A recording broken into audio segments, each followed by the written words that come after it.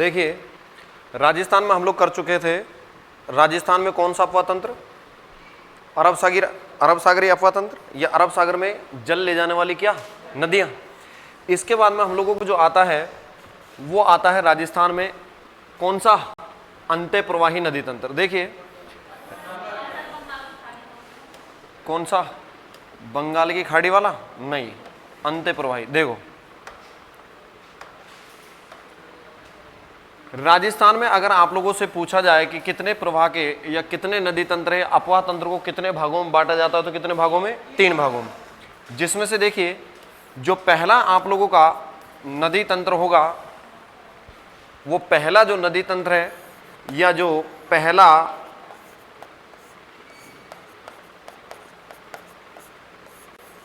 अरब सागरीय नदी तंत्र आता है। कौन सा आता है? अरब सागरीय नदी तंत्र। जैसे देखो नदियों के संगम के आधार पर राजस्थान में अपवाह तंत्र को 3 भागों में विभाजित किया जाता है। एक तो ऐसी नदियां हैं राजस्थान में जो कि अपना जल कहां पर लेकर जाती हैं? अरब सागर में, ठीक है। एक ऐसी नदियां हैं जो अपना जल अप्रत्यक्ष रूप में कहां पर लेकर जाती हैं? बंगाल की खाड़ी में। कौन सी खाड़ी में लेकर जाती हैं? बंगाल की खाड़ी में। एक ऐसी नदियां हैं जो कि अपना जल ना तो किसी खाड़ी में और ना किसी सागर में लेकर जाती हैं। उन नदियों को क्या बोला जाता है? अंत्य प्रवाही या कौन सी? आंतरिक प्रवाह की नदियां, या कौन सी? आंतरिक प्रवाह की नदियां। तो देखो आज हम लोग जो नदी तंत्र पढ़ेंगे वो कौन सा पढ़ेंगे? आंतरिक प्रवाह या अंत्य प्रवाही नदी तंत्र। जिसमें से देखिए अगर यूं मान लीजिए राजस्थान में 100 नदियां बहती हैं। कितनी नदियां बहती हैं? 100 नदियां। यानी कि कोई भी चीज अपने आप में जो प्रतिशत में रहती है कितना रहती है? 100%, यानी कि पूरी नदियां। इनमें से 17.4% ऐसी नदियां हैं जो कि अपना जल कहां पर लेकर जाती हैं? अरब सागर में। उसके बाद में बेमाने 22 और बेमाने बंगाल की खाड़ी। तो 22.4% ऐसी नदियां हैं जो कि अपना जल कहां पर लेकर जाती है? बंगाल की खाड़ी में। इसके बाद देखो राजस्थान में जो सबसे ज्यादा जो प्रवाह तंत्र का जो हिस्सा है वो है कौन सा? आंतरिक प्रवाह का हिस्सा। तो देखो राजस्थान में जो आंतरिक प्रवाह की नदियों का जो प्रतिशत होगा वो कितना है? 60.2%। यानी कि राजस्थान में ऐसी नदियां जो कि अपना जल ना तो किसी सागर में गिराती हैं और ना ही किसी खाड़ी में गिराती हैं, उन नदियों को क्या बोला जाता है? आंतरिक प्रवाह की या अंत्य प्रवाही नदियां। इसको ऐसे याद रखना कि राजस्थान के अंदर ही अंदर प्रवाहित होती हैं और राजस्थान में अंदर ही क्या हो जाती है? लुप्त हो जाती है। तो ऐसे नदी तंत्र को क्या बोला जाएगा? आंतरिक प्रवाह या अंत्य प्रवाही नदी तंत्र बोला जाएगा। क्लियर है? देखो राजस्थान में अगर हम लोग आंतरिक प्रवाह की नदियां देखें तो इन नदियों को अगर हम लोग एक साथ कवर करें तो देखो एक साथ अगर हम लोग इनको कवर करते हैं तो आंतरिक प्रवाह की नदियों में जो जो आप लोगों की नदियां आती हैं, जैसे देखो आप लोगों ने देखा होगा गांव में चौपाल लगी रहती है, मतलब चबूतरा लगा रहता है और चबूतरे के पेड़ के नीचे एकदम हुक्का सेट हिसाब किताब बढ़िया। और बड़े बूढ़ों को आप लोगों ने देखा होगा कि दूर से ही, मतलब जैसे लेडीज पानी वानी भरने के लिए जाती हैं तो या तो लेडीज जा रही हो या आ रही हो, दूर से ही देख के बता दे रहा रामफल की बहू इधर, अरे इसकी तो लड़ाई हो गई थी, इधर आ गई क्या सासरे से, ऐसा ही। तो उसी प्रकार से देखो कोई काका था और काका ने कहा, यानी कि काका बैठकर हिसाब किताब अपना थोड़ा सा जमाए रखता था, कहां? चौपाल पर या कहां पर? किस पर? जो बैठक होती है ना गांव में, होती नहीं होती बैठक, तो वहां पर बैठक हुक्का बजता है दबा के। तो कोई समझदार उसको बोलता है कि काका सा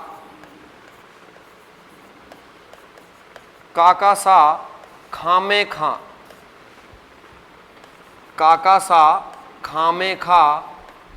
क्यों छेड़ते हो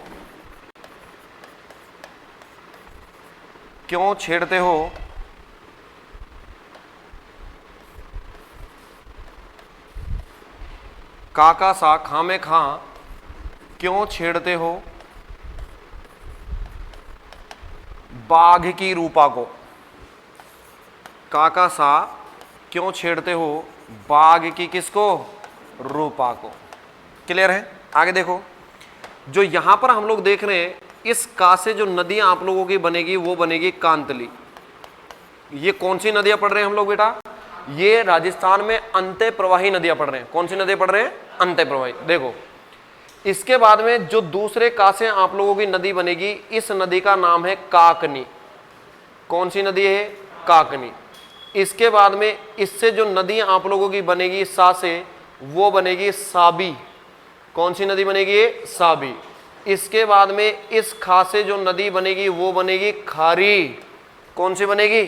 खारी बनेगी। इसके बाद में देखिए में से जो आप लोगों की नदी बनेगी वो बनेगी आप लोगों की मेंथा। कौन सी बनेगी? मेंथा। या इसी नदी को बोला जाता है मेंढा।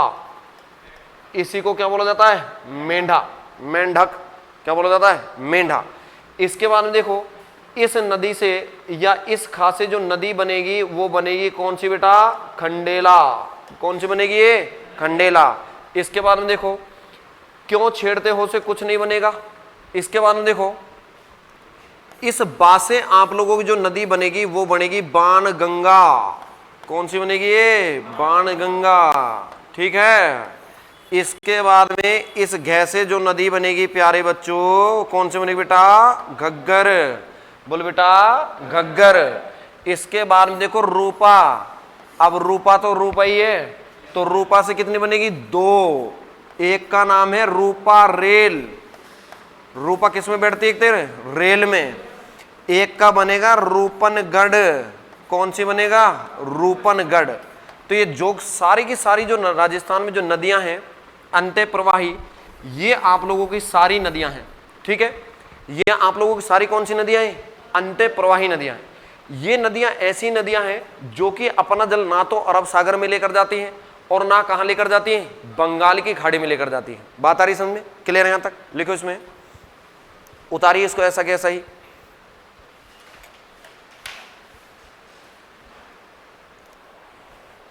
हेडिंग डाला अंत्य प्रवाही नदियां और इसमें लिखना पहले नदी लिखिए, उसके बाद में लिखवाते हैं आगे।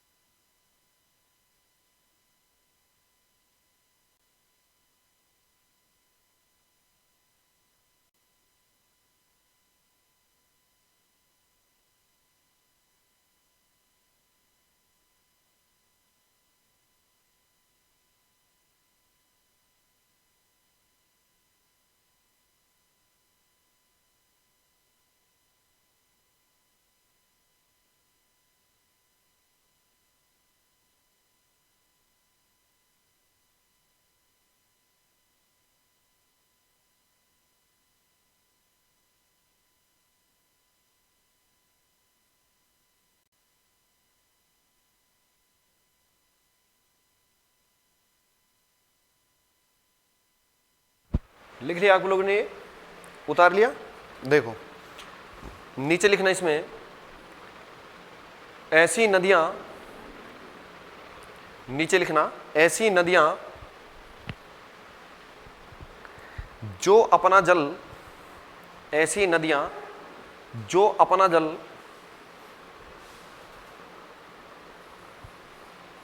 किसी खाड़ी में, ऐसी नदियां जो अपना जल किसी खाड़ी में, किसी खाड़ी में और ना ही किसी सागर में गिराती हैं, ना ही किसी सागर में गिराती हैं, ना ही किसी सागर में गिराती हैं, ना ही किसी सागर में गिराती हैं। ऐसी नदियों को, ऐसी नदियों को, ऐसी नदियों को अंतः प्रवाही नदियां कहा जाता है। ऐसी नदियों को अंतः प्रवाही नदियां कहा जाता है। ऐसी नदियों को अंतः प्रवाही नदियां कहा जाता है। लिख लिया आप लोगों ने? क्लियर है यहां तक? इसके बाद में जो हम लोगों की सबसे पुरानी नदी है, यानी कि सबसे प्राचीन नदी है, उस नदी का जो नदी अवशेष मानी जाती है वो मानी जाती है घग्गर। कौन सी नदी मानी जाती है? घग्गर। तो हम लोग पहले जो नदी पढ़ेंगे वो कौन सी पढ़ेंगे? वो घग्गर नदी पढ़ेंगे। कौन सी पढ़ेंगे? घग्गर नदी। तो हेडिंग डालना घग्गर नदी।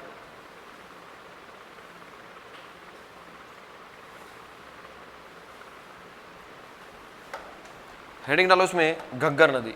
देखो ये जो नदी है आप लोगों की, इस नदी का नाम है घग्गर।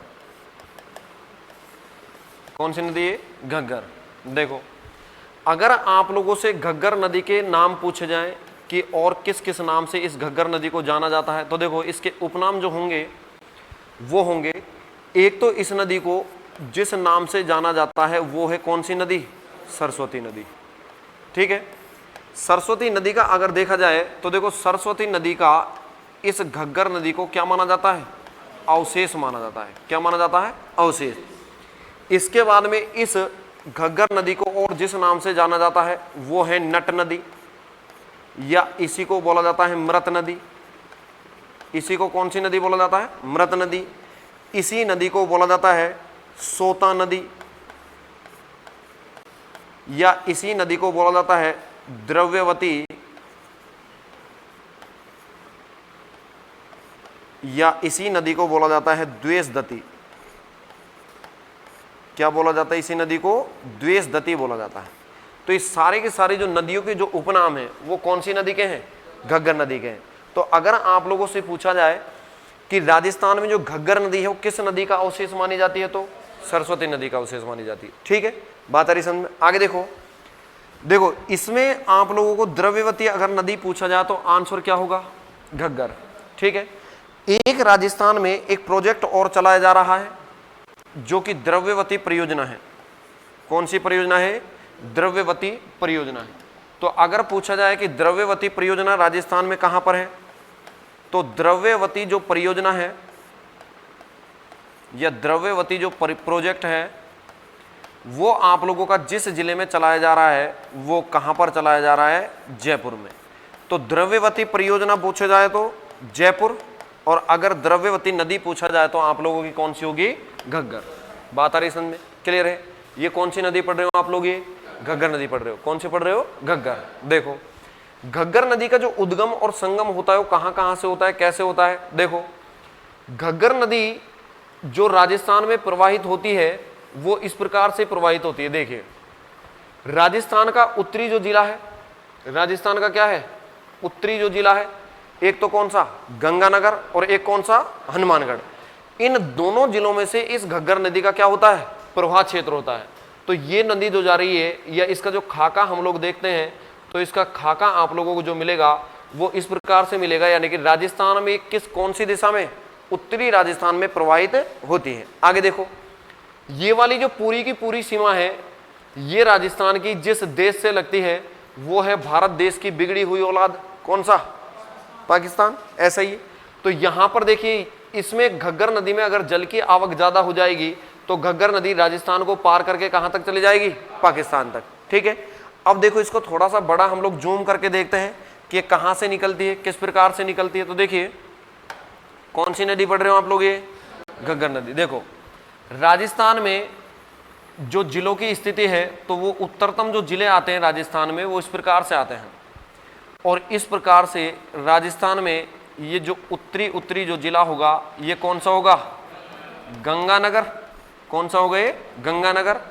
और अगर इस वाले जिले की पूछा जाए तो ये वाला जो जिला होगा ये कौन सा होगा? हनुमानगढ़। कौन सा होगा? ये हनुमानगढ़। क्लियर है?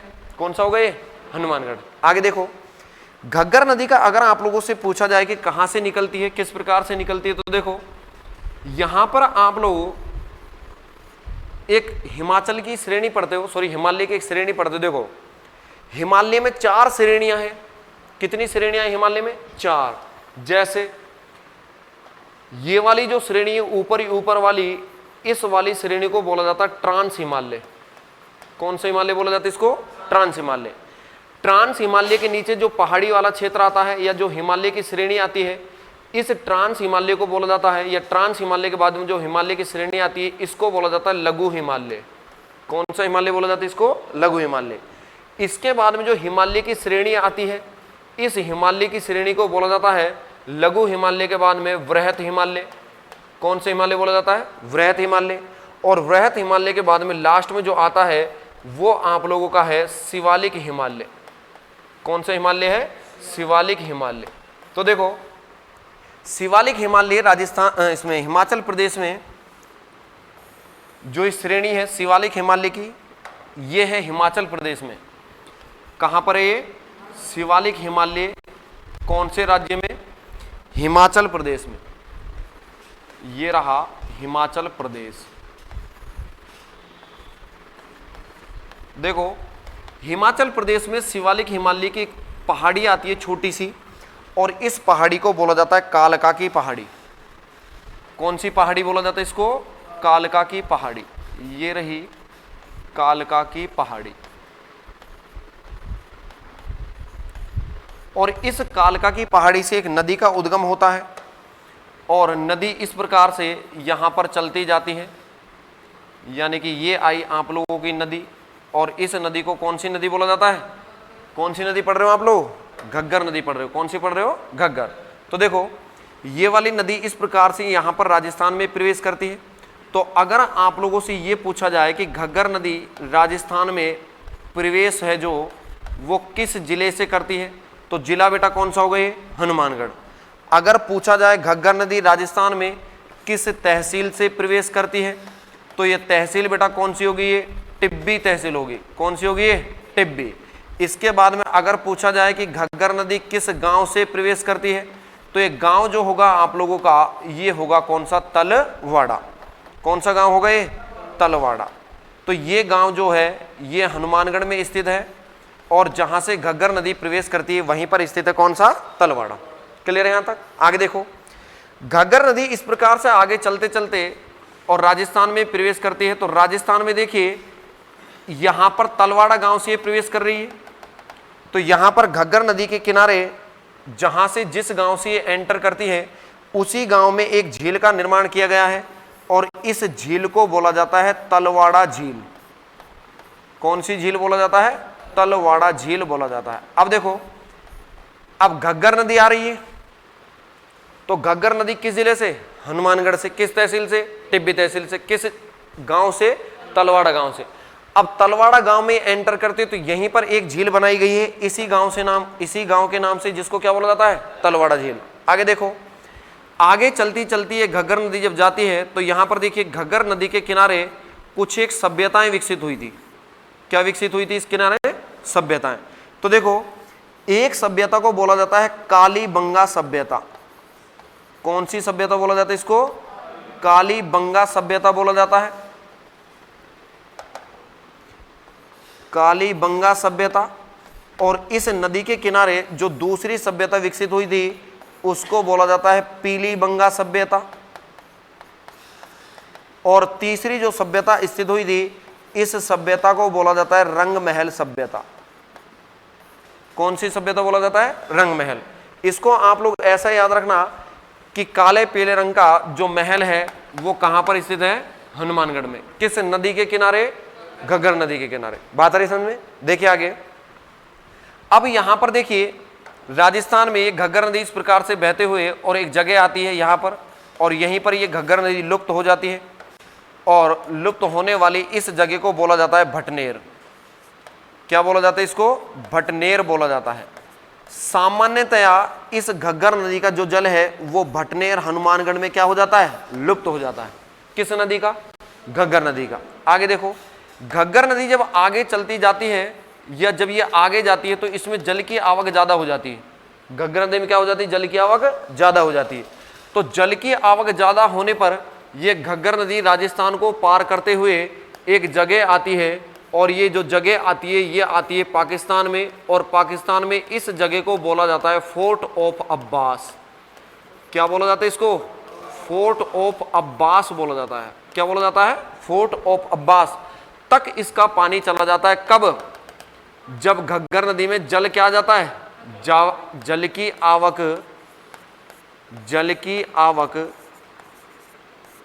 क्या हो जाती है, ज्यादा हो जाती है। तो घग्गर नदी का जो जल है वो कहां तक चला जाता है, पाकिस्तान के फोर्ट ऑफ अब्बास तक चला जाता है। ये कौन सी नदी आप लोगों की, घग्गर नदी है। तो देखो अब घग्गर नदी में जल की आवक ज्यादा कब होगी, ऐसा तो नहीं है हनुमानगढ़ और ये गंगानगर वाले बाल्टियों से इसमें पानी बहा देंगे, ऐसा तो नहीं है। ऐसा ही है क्या, तो बाल्टी और भगोने से पानी डालेंगे तो इसमें पाकिस्तान में क्या चला जाएगा, पानी चला जाएगा, ऐसा नहीं है। देखो जब वर्षा कहां पर होनी चाहिए, शिवालिक हिमालय में, और शिवालिक हिमालय में भी कौन सी पहाड़ी में, कालका की पहाड़ी में। तो घग्गर नदी में जल की आवक जब ज्यादा होगी, जहां से इसका ओरिजिन है वहां पर वर्षा ज्यादा हो रही हो। तो कालका की पहाड़ियों में अगर वर्षा ज्यादा होगी तो आप लोगों को पता है कहां पर बाढ़ आ सकती है, जहां तक इसका लास्ट पॉइंट है। तो लास्ट पॉइंट कहां पर है, फोर्ट ऑफ अब्बास तक। तो देखो घग्गर नदी बेसिन में जल की आवक ज्यादा होने पर बाढ़ कहां पर आ जाएगी, बेचारे पाकिस्तान में। क्लियर है। तो ये तो यही बात हो गई, पानी कहां पर ज्यादा बरस रहा है, कालका की पहाड़ी में। बाढ़ कहां पर आ रही, फोर्ट ऑफ अब्बास में। तो हाथ लगा रहा हूं इसके तो दर्द हो रहा है इसके, ऐसा ही। तो देखो ये रही आप लोगों की कौन सी नदी, घग्गर नदी। आगे देखो, अगर पूछा जाए घग्गर नदी के प्रवाह क्षेत्र को क्या बोला जाता है, घग्गर नदी के प्रवाह क्षेत्र को क्या बोला जाता है। तो देखो घग्गर नदी का जो प्रवाह क्षेत्र कहलाता है, अब ये वाला जो आप लोगों का क्षेत्र होगा ये कौन सा है, पाकिस्तान, और ये कौन सा है, राजस्थान।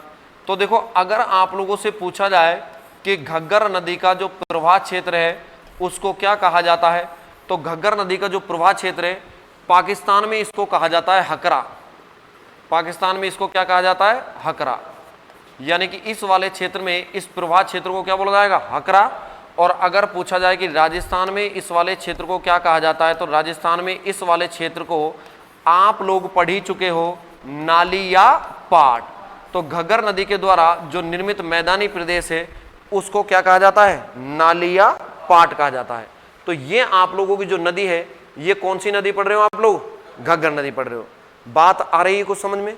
दोबारा देखो, घग्गर नदी का जो उद्गम है वो हिमालय की, ट्रांस हिमालय की शिवालिक पहाड़ी के हिमाचल प्रदेश की कालका की पहाड़ी से होता है, और कालका की पहाड़ी से होकर ये राजस्थान में किस जिले में प्रवेश करती है, हनुमानगढ़ में। कौन सी नदी भैया, घग्गर नदी। कौन सी नदी, घग्गर नदी। तो अगर राजस्थान में घग्गर नदी का प्रवेश पूछा जाए तो जिला कौन सा, हनुमानगढ़। और अगर तहसील पूछी जाए तो बेटा टिब्बी, टे माने तहसील, टे माने टिब्बी। और अगर गांव पूछा जाए तो तलवाड़ा। और अगर झील पूछी जाए तो वो भी कौन सी, तलवाड़ा। और अगर पूछा जाए कि सभ्यताएं कौन सी, तो काले पीले रंग का क्या, महल। तो अगर पूछा जाए काली बंगा सभ्यता, पीली बंगा सभ्यता, रंग महल सभ्यता किस नदी के किनारे, तो घग्गर नदी के किनारे। किस नदी के किनारे, घग्गर। और घग्गर नदी के किनारे किस जिले में, हनुमानगढ़ जिले में। आगे देखो, ये सामान्यतया कहां पर लुप्त हो जाती है, भटनेर, हनुमानगढ़ में। कौन सी नदी, घग्गर नदी। और अगर इसमें जल की आवक ज्यादा हो जाए तो बाढ़ संभावित क्षेत्र कौन सा बनता है, पाकिस्तान का फोर्ट ऑफ अब्बास बनता है। क्लियर है, लिखिए।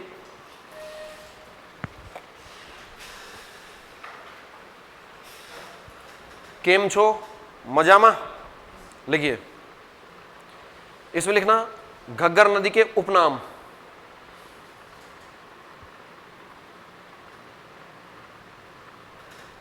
घग्गर नदी के उपनाम, घग्गर नदी के उपनाम कौन कौन से होंगे, सरस्वती, ब्रैकेट में लिखना अवशेष,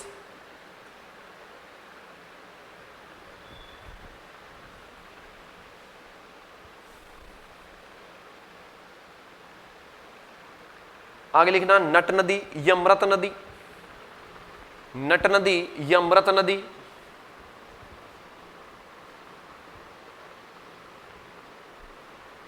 उसके बाद लिखना सोता या द्रव्यवती, सोता या द्रव्यवती। उसके बाद लिखना इसमें द्वेषदती, द्वेषदती। और नीचे नोट डालकर लिखना द्रव्यवती परियोजना डैश करके आगे लिख देना किस जिले में चलाई जा रही है, तो ये जयपुर में। द्रव्यवती परियोजना जयपुर। द्रव्यवती परियोजना जयपुर।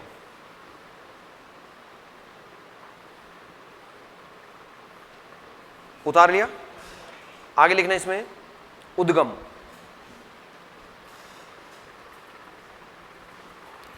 उद्गम। अब देखो उद्गम में इसमें लिखना शिवालिक हिमालय हिमाचल प्रदेश की, शिवालिक हिमालय हिमाचल प्रदेश की,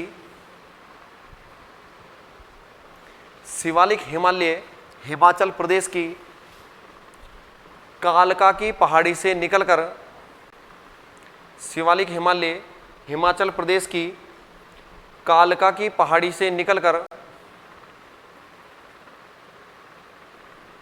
राजस्थान में शिवालिक हिमालय हिमाचल प्रदेश से निकलकर राजस्थान में हनुमानगढ़ जिले टिब्बी तहसील, हनुमानगढ़ जिले टिब्बी तहसील, हनुमानगढ़ जिले टिब्बी तहसील, हनुमानगढ़ जिले टिब्बी तहसील, हनुमानगढ़ जिले टिब्बी तहसील व तलवाड़ा गांव से, व तलवाड़ा गांव से, व तलवाड़ा गांव से, व तलवाड़ा गांव से प्रवेश करती है।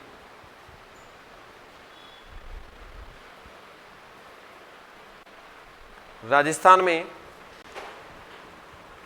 हनुमानगढ़ जिले टिब्बी तहसील व तलवाड़ा गांव से राजस्थान में क्या करती है? प्रवेश करती है। कौन सी नदी? घग्गर नदी। कौन सी नदी? घग्गर। क्लियर है? आगे लिखो इसमें घग्गर नदी के किनारे राजस्थान में, घग्गर नदी के किनारे राजस्थान में कौन सी सभ्यता भैया? कालीबंगा कोमा,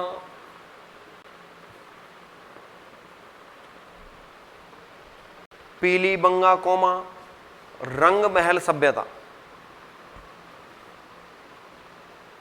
रंग महल सभ्यता विकसित हुई थी। रंग महल सभ्यता विकसित हुई थी। लिख लिया? आगे हेडिंग डालो आप लोग भटनेर।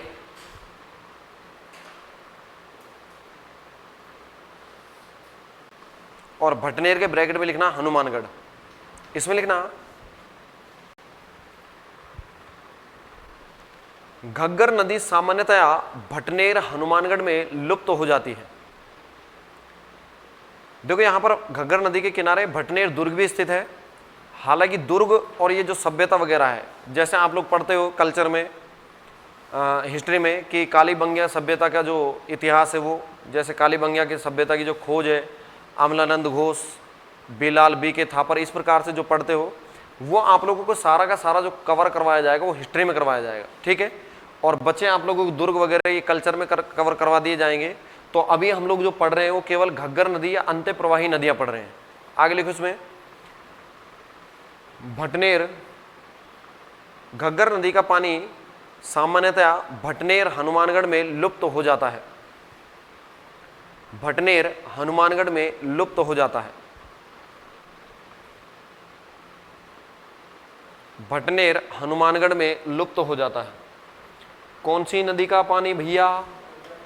घग्गर नदी का पानी। आगे देखो हेडिंग डालो आगे फोर्ट ऑफ अब्बास और ब्रैकेट में लिखना नल्ला पाकिस्तान। फोर्ट ऑफ अब्बास और ब्रैकेट में लिखना पाकिस्तान।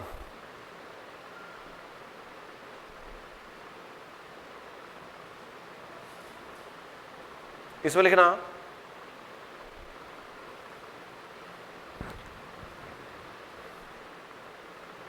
घग्गर नदी में जल की आवक ज्यादा होने पर या घग्गर नदी में जल की आवक ज्यादा होने पर या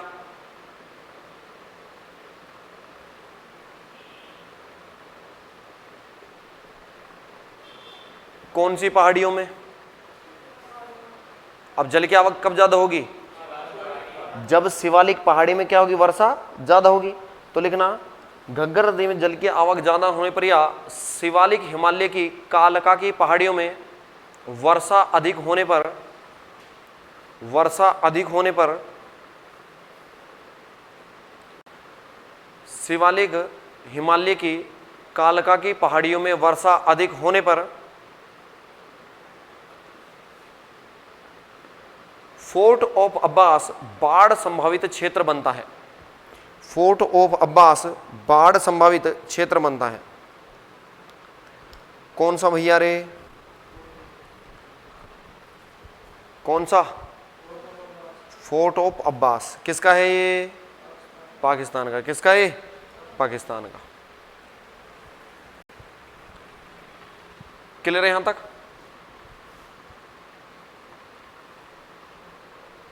बाढ़ संभावित क्षेत्र बनता है कौन सा? पाकिस्तान का फोर्ट ऑफ अब्बास।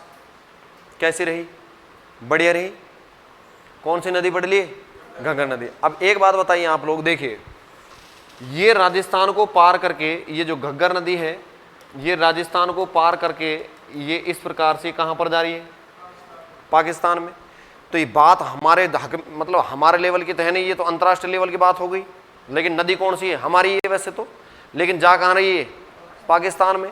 और अगर दूसरे देश की हम लोग बात करें तो उसको क्या बोला जाता है? अंतर्राष्ट्रीय। कौन सा मुद्दा बोला जाता है उसको? अंतर्राष्ट्रीय। तो ये तो मुद्दा तो गहरा हो गया है। कौन सी नदी का? घग्गर नदी का। तो राजस्थान में एकमात्र ऐसी नदी है जो राजस्थान से प्रवाहित होकर कहां पर जाती है? पाकिस्तान में। या आप लोग ऐसा लगा लीजिए कि राजस्थान की एकमात्र अंतर्राष्ट्रीय नदी कौन सी है? घग्गर नदी है। ठीक है। अब देखो, वैसे तो आंतरिक प्रवाह नदियों की बेटा कोई लंबाई नहीं होती। आंतरिक प्रवाह नदियों की क्या? कोई लंबाई नहीं होती। लेकिन फिर भी अगर आप लोगों से ये पूछा जाए कि जो घग्गर नदी की जो कुल लंबाई है वो क्या होगी, तो घग्गर नदी की जो कुल लंबाई है वो होगी 465 किलोमीटर। क्योंकि इनमें ये मानसूनी नदियां होती है, इनमें जितना जल आता है, जितनी वर्षा होती है, आज यहां लुप्त हो रही, कल वहां पर, परसों वहां पर। हालांकि देखिए हम लोग इसकी लंबाई पढ़ते हैं फिर भी, तो कितनी है? 465। अगर पूछा जाए कि राजस्थान में इसकी कितनी लंबाई है बेटा, तो राजस्थान में इसकी जो लंबाई है वो है 100 किलोमीटर। कितना किलोमीटर है ये? 100 किलोमीटर। तो अगर पूछा जाए राजस्थान की एकमात्र अंतर्राष्ट्रीय नदी, तो कौन सी हो जाएगी? वो घग्गर नदी हो जाएगी। राजस्थान में लंबाई 100 किलोमीटर, टोटल लंबाई 465 किलोमीटर। कोई दिक्कत है आप लोगों को? लिखे इसमें लिखना घग्गर नदी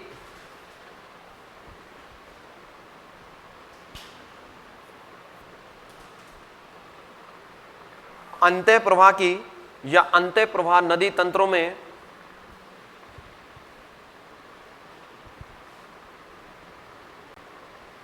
ऐसा लिखना, घग्गर नदी अंतः प्रवाही नदी तंत्र में सबसे लंबी नदी है। सबसे लंबी नदी है।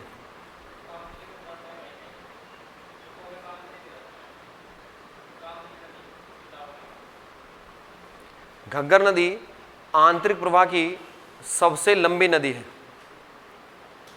क्लियर है? ब्रैकेट में लिख देना राजस्थान की। देखो, अगर आप लोगों से पूछा जाए राजस्थान की या राजस्थान में बहने वाली सबसे लंबी नदी, तो चंबल। अब वहां पर आंतरिक प्रवाह शब्द नहीं लग रहा है।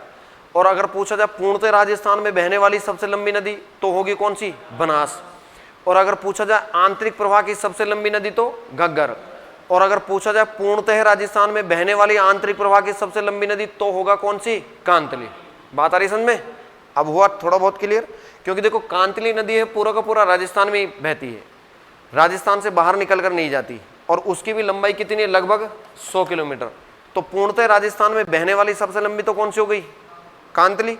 और अगर राजस्थान में बहने वाली आंतरिक प्रवाह की सबसे लंबी नदी पूछी जाए और अंतर्राष्ट्रीय नदी पूछी जाए, तो कौन सी हो जाएगी? घग्गर हो जाएगी। तो आगे लिखो, घग्गर राजस्थान की घग्गर राजस्थान की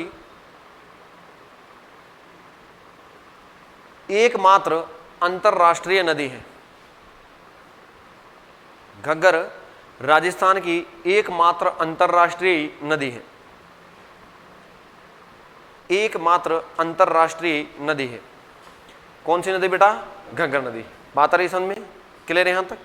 आगे देखो, जो आप लोगों की दूसरी नदी आती है वो अभी हम लोग बात ही कर रहे थे, ये लो इसी को ले लीजिए पहले। कौन सी नदी आती है? ये आती है आप लोगों की कौन सी नदी? कांतली नदी। कौन सी नदी आती है? कांतली। देखिए ये रही कांतली नदी। कौन सी नदी है? कांतली।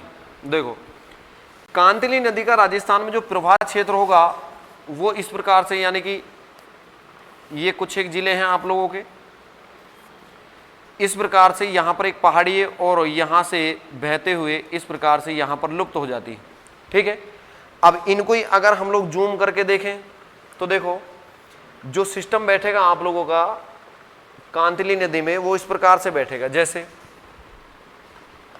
ये राजस्थान की सीमा, और किसकी सीमा है रे? हाँ, किसकी सीमा है? राजस्थान की।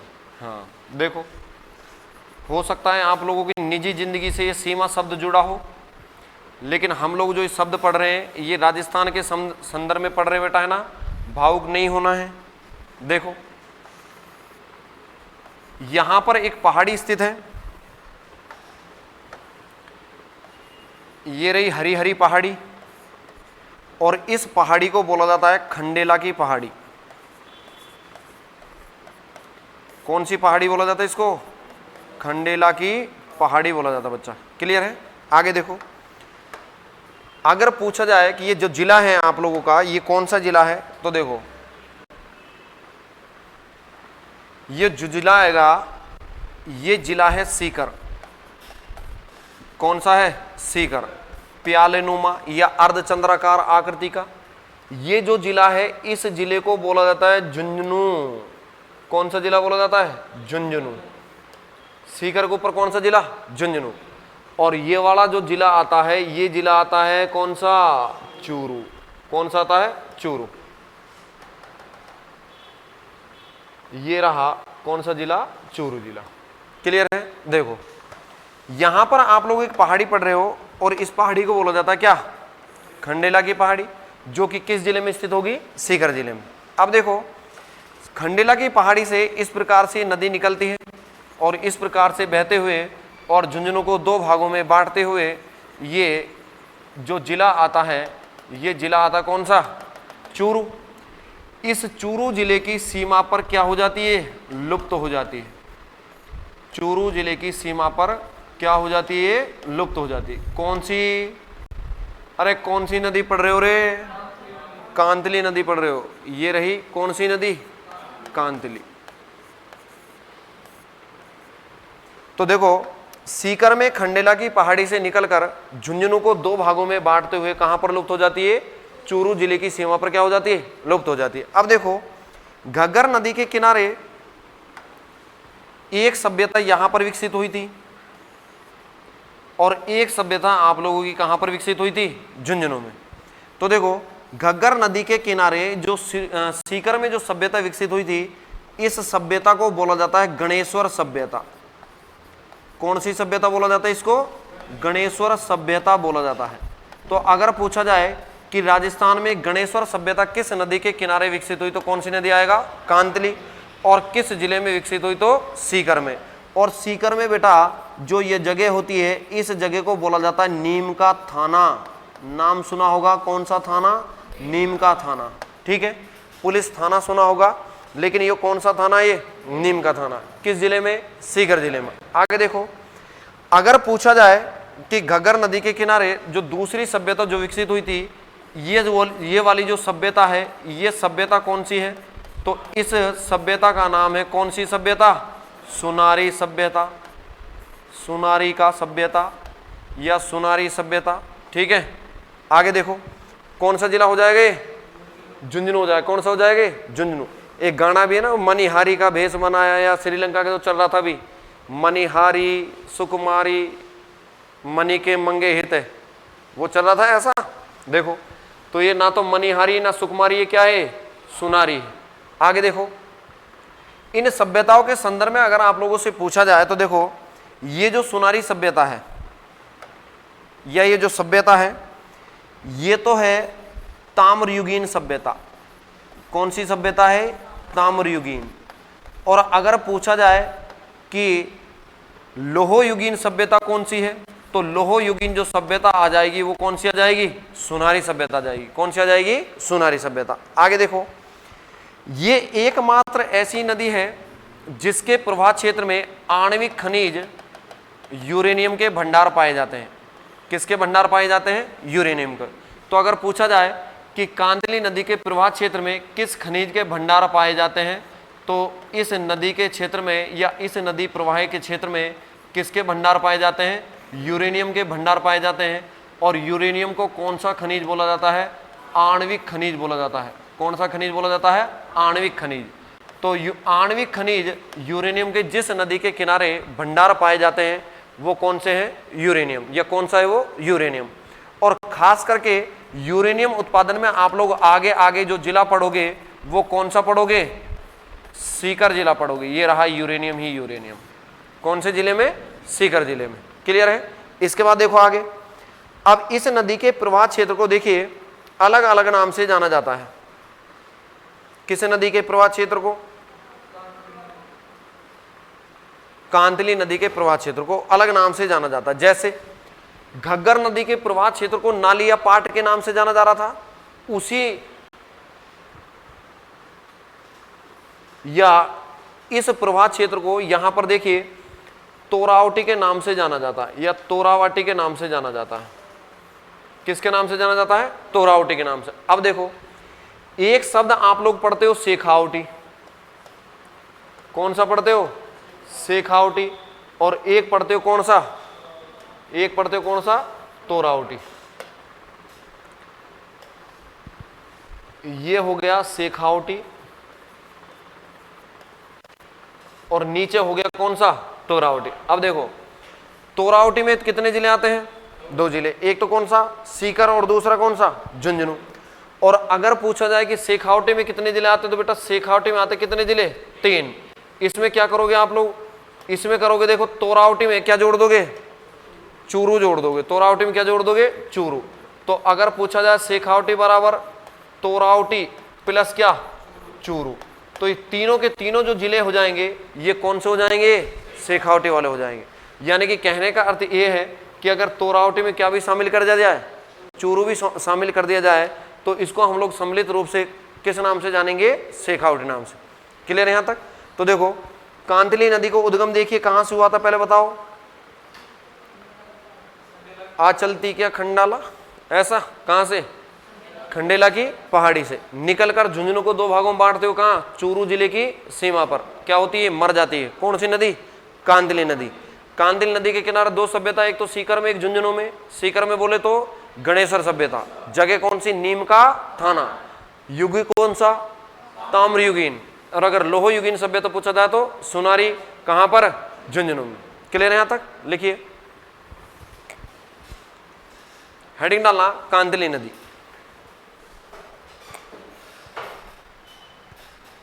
इसमें लिखना उद्गम,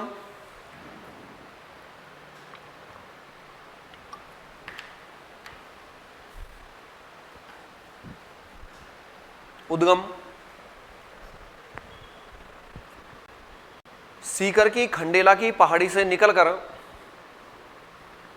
सीकर की खंडेला की पहाड़ी से निकलकर, सीकर की खंडेला की पहाड़ी से निकलकर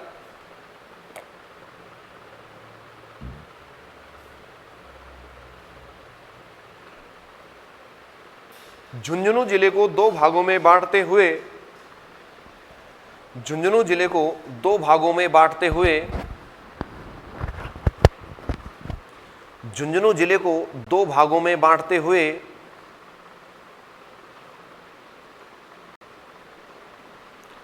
चूरू जिले की सीमा पर लुप्त हो जाती है। चूरू जिले की सीमा पर लुप्त हो जाती है। बेटा हमेशा आप लोगों को यह ध्यान होना चाहिए पढ़ते समय कि हम लोग टॉपिक कौन सा पढ़ रहे हैं और उस टॉपिक में क्या चल रहा है। जैसे अभी हम लोग कौन सी नदी पढ़ रहे हैं, कांतली। तो इसको आप लोग ऐसे ध्यान रखना कि हमेशा आप लोगों के एक शब्द भी अगर लिख रहे हो तो नदी हमेशा ध्यान होनी चाहिए, कौन सी पढ़ रहे हैं, कांतली नदी पढ़ रहे हैं। ठीक है, तो इससे क्या है कि याद होने की संभावना ज्यादा रहती है और आप लोगों को लंबे समय तक ये याद रहता है। बात आ रही समझ में? आगे लिखो, उसमें लुप्त हो जाती है कि आगे लिखना, कांतली नदी के किनारे नीमका थाना सीकर में ताम्रयुगीन गणेश्वर सभ्यता, ताम्रयुगीन गणेश्वर सभ्यता तथा ताम्रयुगीन गणेश्वर सभ्यता तथा झुंझुनू में लोहयुगीन सुनारी सभ्यता विकसित हुई थी। लोहयुगीन सुनारी सभ्यता विकसित हुई थी।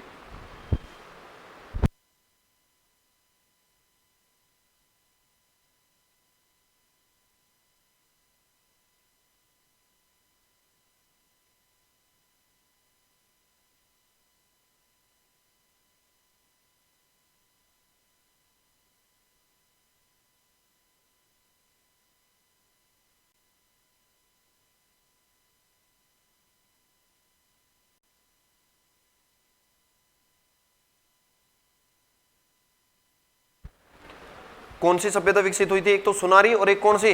गणेश्वर। आगे लिखने इसमें, कांतली नदी के किनारे या कांतली नदी प्रवाह क्षेत्र में, ऐसे लिखना, कांतली नदी प्रवाह क्षेत्र में आणविक खनिज यूरेनियम के भंडार पाए जाते हैं। आणविक खनिज यूरेनियम के भंडार पाए जाते हैं। आणविक खनिज यूरेनियम के भंडार पाए जाते हैं। इवन देखिए राजस्थान में जो यूरेनियम पाया जाता है वो एक आप लोग जो क्षेत्र पढ़ोगे, एक पढ़ोगे खंडेला और दूसरा पढ़ोगे रोहिल्ला। दूसरा कौन सा पढ़ोगे? रोहिल्ला। तो यहां पर सर्वाधिक यूरेनियम के भंडार पाए जाते हैं सीकर में। एक आप लोग क्षेत्र पढ़ोगे, यू माने यूरेनियम और यू से जो जिला बनता है वो बनता है कौन सा? उदयपुर। और उदयपुर में आप लोग जो क्षेत्र पढ़ोगे वो पढ़ोगे उमराव। तो ये दोनों तीनों जो क्षेत्र हैं, खंडेला, रोहिल्ला, उमराव, उदयपुर, ये सारे के सारे यूरेनियम के लिए जाने जाते हैं। ठीक है, अभी जो पटवार रिसेंटली जो एग्जाम हुआ था, अभी जो होके ही चुका है पटवार, जो ज्वाइनिंग वगैरह हो रही है जिनकी, तो उसमें क्वेश्चन पूछा गया था किसी शिफ्ट में कि राजस्थान में ये जो रोहिल्ला और जो खंडेला जो क्षेत्र है वो सुमेलित वाले क्वेश्चन में दिया था कि इसमें यूरेनियम का जो क्षेत्र होगा, ये यूरेनियम उत्पादन जो क्षेत्र है, खान है, वो कौन सी है? तो कौन सी आएगी? रोहिल्ला, खंडेला और कौन सा? उमराव क्षेत्र। क्लियर है? आगे लिखो इसमें, आगे लिखना, कांतली नदी का प्रवाह क्षेत्र, कांतली नदी का प्रवाह क्षेत्र, कांतली नदी का प्रवाह क्षेत्र तोरावटी कहलाता है, क्योंकि दो जिलों में बहती है कांतली नदी। कांतली नदी का प्रवाह क्षेत्र तोरावटी कहलाता है। नीचे लिखना, तोरावटी बराबर, तोरावटी बराबर कौन कौन सा जिला आएगा इसमें? सीकर और कौन सा? झुंझुनू आएगा। तोरावटी बराबर सीकर प्लस झुंझुनू। आगे लिखना, अगली लाइन में लिखना, शेखावटी बराबर सीकर प्लस झुंझुनू प्लस चूरू। सीकर, झुंझुनू और कौन सा? एक ऊपर और बढ़ जाना, कौन सा वाला? चूरू वाला। तो ये हो गई आप लोगों की कौन सी नदी है? कांतली नदी। कोई दिक्कत आप लोगों को यहां तक? क्लियर है? कहां से निकलती है बताना तो दिखा। खंडेला की पहाड़ी सीकर से। कौन सी? कांतली। क्लियर है? आगे इसमें आप लोग हेडिंग डालना, एक अच्छी सी नदी आती है और इस नदी को बोला जाता है रूपा रेल। कौन सी नदी बोला जाता है? रूपा रेल।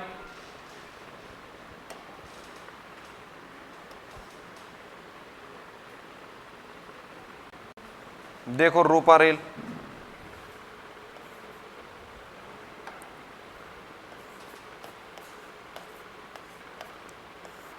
रूपा किसका नाम था पता है क्या? किसका नाम था? एक मूवी हुई थी मेला, और मेला में जो हीरोइन होती है उसका नाम क्या होता है? रूपा। अच्छा देखो, रूपा की 2-3 बातें आप लोग याद रखना। एक तो जो इसकी आंखें वो मोती के समान चमकती है, नीली आंखें रूपा की। कैसी आंखें? नीली। किसकी? रूपा की। ठीक है, आगे देखो। अब रूपा है तो मेला तो लगेगा ही लगेगा, तो इसके किनारे क्या भी लगता है? मेला भी लगता है। किसके किनारे? रूपा रेल किनारे। ठीक है। एक राजस्थान में बहुत ज्यादा गाना फेमस हुआ था कि कमर तेरी लेफ्ट राइट हाले, ऐसा, कमर तेरी लेफ्ट राइट हाले और रूपा लस लस करती चाले, ऐसा।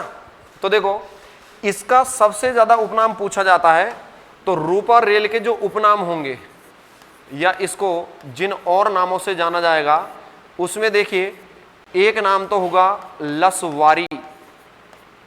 कौन सा नाम होगा ये? लसवारी। तो लसवारी नदी किसको बोला जाता है? रूपा रेल को। ऐसे याद रख लेना, रूपा कैसे चलती है? लस लस करती चलती है। ठीक है। और इसकी कमर कैसे हिलती है? लेफ्ट राइट हिलती है। कैसे हिलती है? Left right. समझ रहा बेटा? देखो आगे देखो, लसवारी। इसके बाद में अगर पूछा जाए कि इसको और दूसरे नाम से किस नाम से जाना जाता है, तो इसको वरहा नदी के नाम से भी जाना जाता है। किसको? रूपा रेल नदी को। आगे देखो, ये जो रूपा रेल नदी है, देखिए राजस्थान में एक जिला है बिना मात्रा का, जहां से हम लोग आप लोगों के समक्ष ये क्लास चला रहे हैं, जिसको क्या बोला जाता है? अलवर बोला जाता है। क्या बोला जाता है? अलवर। देखो यहां पर अलवर में एक इस प्रकार से पहाड़ी है और इस पहाड़ी को बोला जाता है उदयनाथ की पहाड़ी। कौन सी पहाड़ी बोला जाता है इसको? उदयनाथ की पहाड़ी। और उदयनाथ की अगर पहाड़ी का पूछा जाए तो उदयनाथ की पहाड़ी राजस्थान में जहां पर स्थित है वो जगह होगी थानागाजी। कौन सी जगह है? या तहसील है थानागाजी, तहसील है थानागाजी।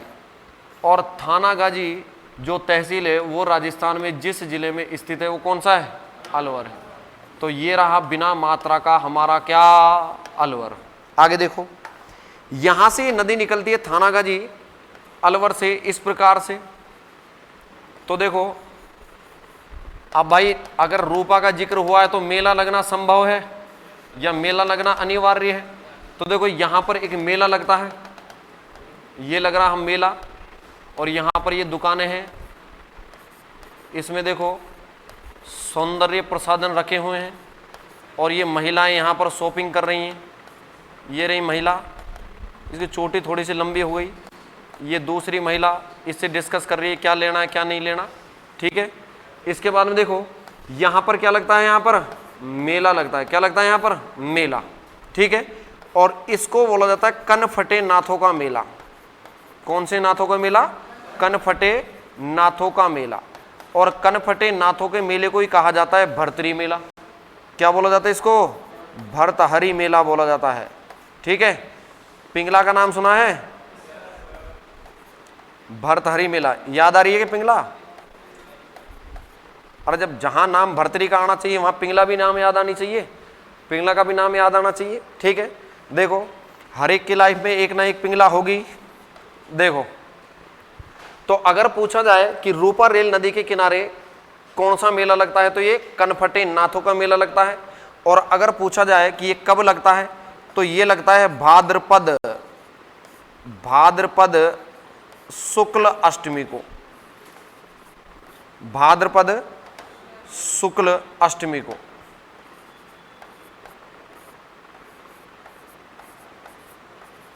कौन से मेले में घूम रहे हो भाई तुम लोग? कनफटे नाथों के मेले में घूम रहे हो।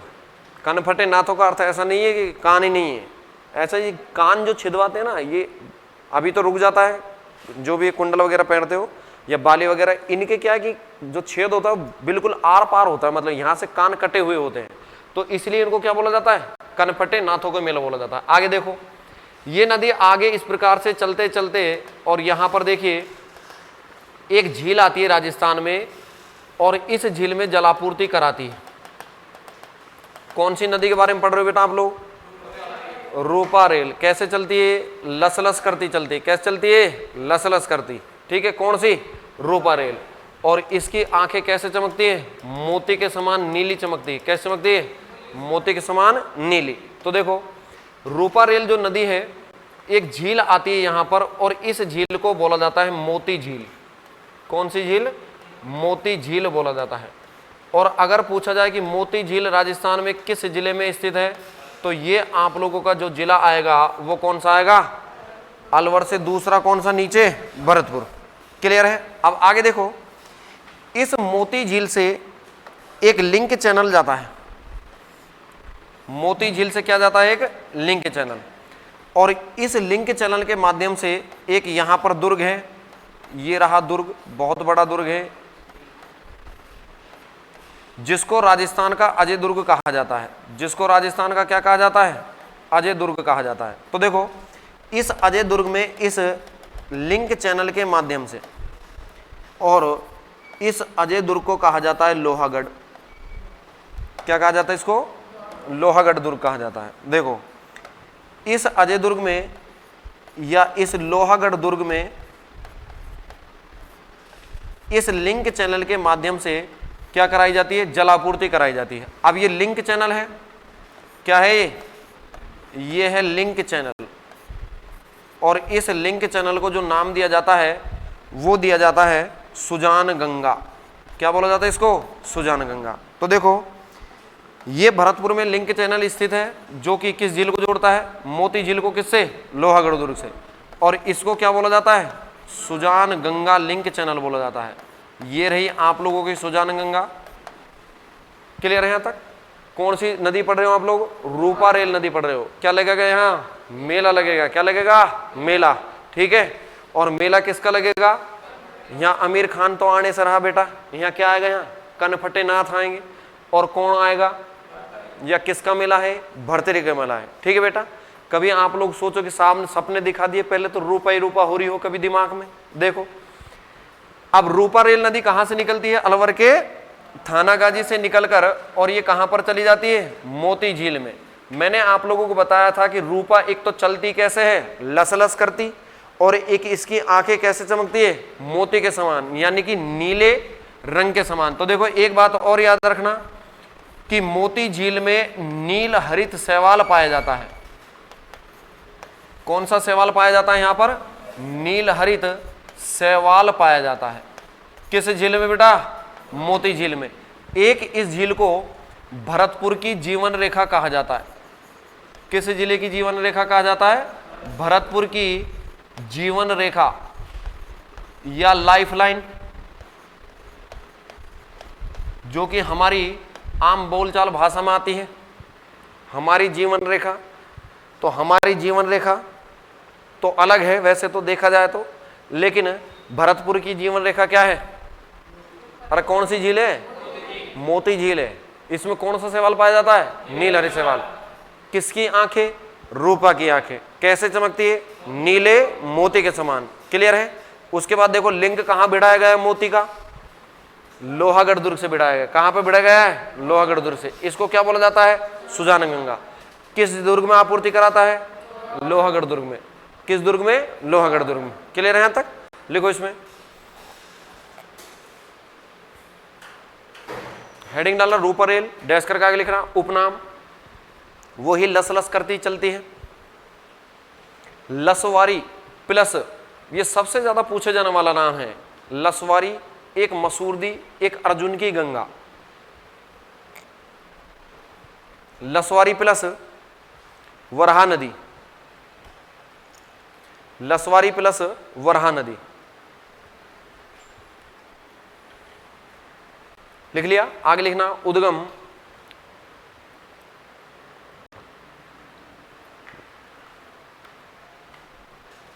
थानागाजी अलवर में स्थित उदयनाथ की पहाड़ी से निकलकर, थानागाजी अलवर में स्थित उदयनाथ की पहाड़ी से निकलकर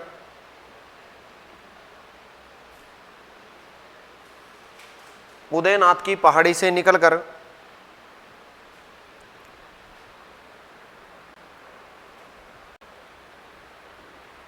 भरतपुर में भरतपुर की जीवन रेखा कही जाने वाली, भरतपुर में भरतपुर की जीवन रेखा कही जाने वाली मोती झील में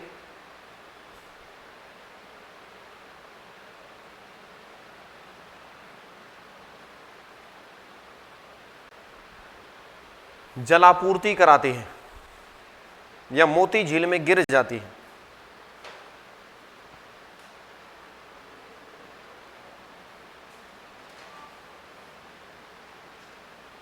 लिख लिया क्या बेटा? क्लियर है यहां तक? आगे देखो, देखो रूपा रेल नदी पर भरतपुर में एक बांध और आता है, यह बांध बनाया गया है। इस बांध को बोला जाता है सीकरी बांध। कौन सा बांध बोला जाता है इसको? सीकरी। नाम सुना होगा सीकरी, तो ये राजस्थान में पड़ता है। तो भरतपुर में कौन सा बांध बनाया गया? इस पे सीकरी बांध बनाया गया है। कौन सी नदी पर? रूपा रेल नदी पर। क्लियर है? आगे लिखना इसमें, रूपा रेल नदी के किनारे, रूपा रेल नदी के किनारे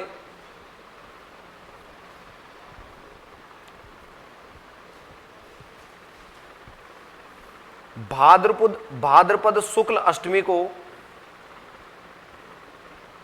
रूपा रेल नदी के किनारे भाद्रपद शुक्ल अष्टमी को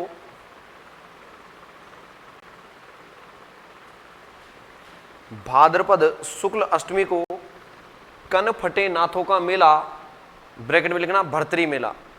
भाद्रपद शुक्ल अष्टमी को कनफटे नाथों का मेला, ब्रैकेट में लिखना भर्तरी मेला लगता है।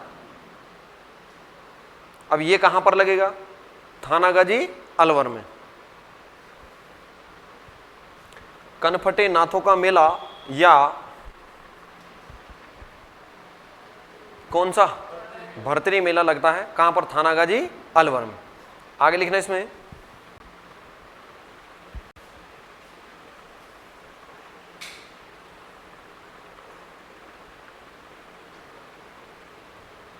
मोती झील के द्वारा सुजान गंगा लिंक चैनल के माध्यम से, मोती झील के द्वारा सुजान गंगा लिंक चैनल के माध्यम से, मोती झील के द्वारा सुजान गंगा लिंक चैनल के माध्यम से राजस्थान के अजय दुर्ग कहे जाने वाले, राजस्थान के अजय दुर्ग कहे जाने वाले, राजस्थान के अजय दुर्ग कहे जाने वाले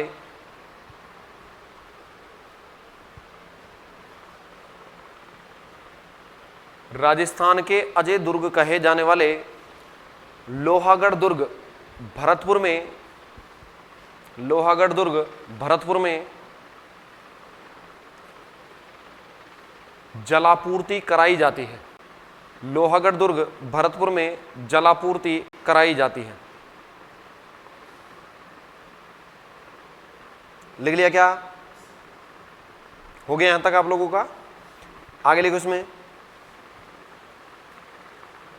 सीकरी बांध रूपा रेल नदी भरतपुर, सीकरी बांध रूपा रेल नदी भरतपुर।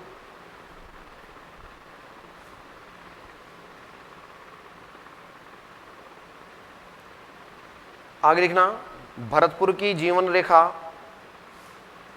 मोती झील, भरतपुर की जीवन रेखा मोती झील,